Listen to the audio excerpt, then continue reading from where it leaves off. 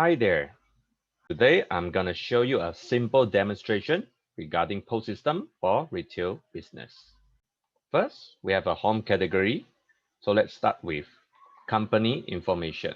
So in this company information, you will key in all your company's info.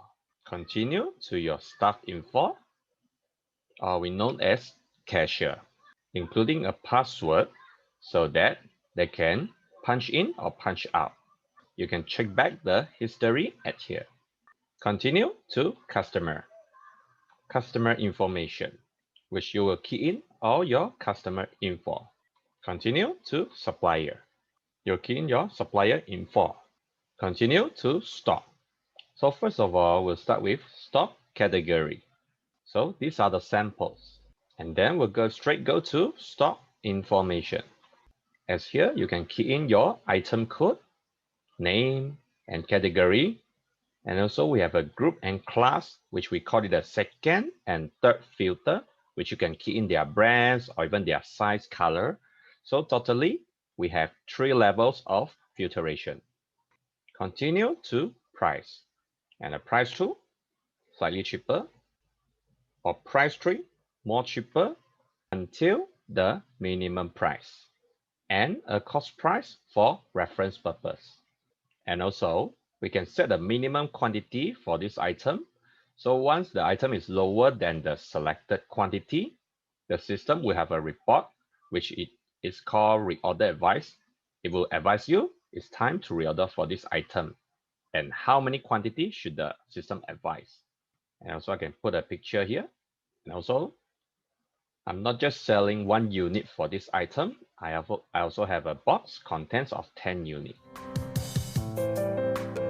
Okay, and also you can set a promotion period for your item, maybe followed by day or time or day, and discount by percent or cash.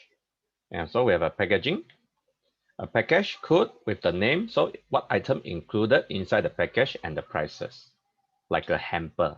Okay, continue to purchase. So we will key in all of our purchases inside here, following supplier bill number, item quantity, and the cost price. If anything you want to return, we can issue a purchase return to your supplier. So this will be the purchase return format. Okay, continue to sales. So first of all, we'll start with point of sales, which you can change the customer code and the cashier and scanning the item or manually key in. And the selling price, or you want to give a discount or even discount by cash. And also we have a shortcut, like we can check the balance stock for this item and for this particular customer, his selling price history.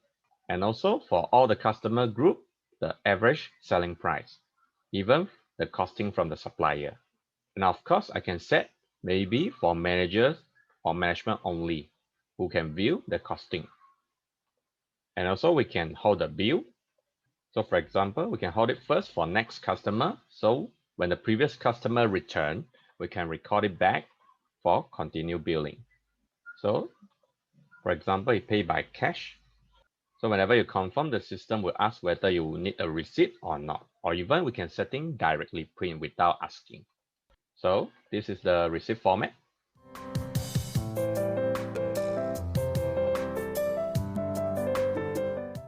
Okay, we'll continue to move on to our first optional, which is the accounting function. So first of all, we need to set up an account code, which we have preset in our system. So we have an account opening, which you can key in your last year closing balance. And also the journal entry, all the sales and purchase will be automatically posting to here, different with debit and credit.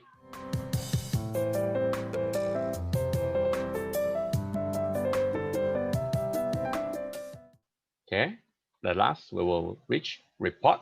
Let's start with sales report, sales summary, or we call it a daily closing. How many bills you have issued and how much is your sales and how many cash or even cards you received by today and what item followed by categories sold today with the quantity. Also, we have a summary by month. For example, let's start with last April on last year. So monthly sales, and also a summary by item. okay, which you can see which is the top selling item with the toppest quantity and the amount. Or we can filter it before enter the report by selecting followed by category or group or class. Next, we have a detail category. So let's start with sales detail by customer. You can check back all the members, the history. And also a profit by bill. So, which you can view following all the bills, what is the net cost for each of the bill and what is your net profit after deducting the net cost. Okay, continue. We have a purchase report. So let's start with supplier with item. So as you can see, following every supplier, the item with the total quantity you have purchased from him with the amount. If you have the same item but different supplier, you can compare the costing in here. Continue. Purchase detail by supplier, which you can check all the purchase history in here, followed by every supplier. So let's move to stock report. Start with stock closing balance.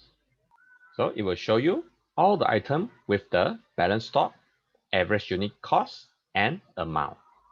So that is more easily for you to do the stock check. Continue. We have a reorder advice.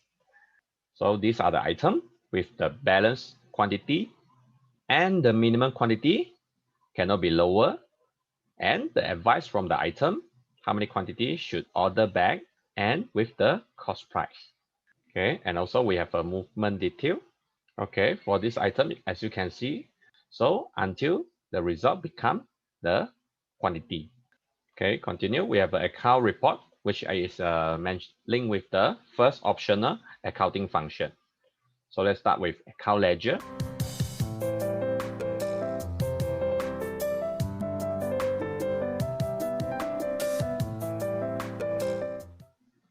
Okay, so continue. We have a auto email function, which you can set the time and the date for every day. When the time reach, the system will auto generate these 3 reports and send it to your email every day automatically. And we have a user permission setting, which you can set the ID password for your staff and then set the permission by here. Okay, the last thing, we have an audit trail for management use, which you can track all the activities by all the user. Okay, thanks for the watching. I'm David Sim. Feel free to contact us if you have any inquiries. Thank you.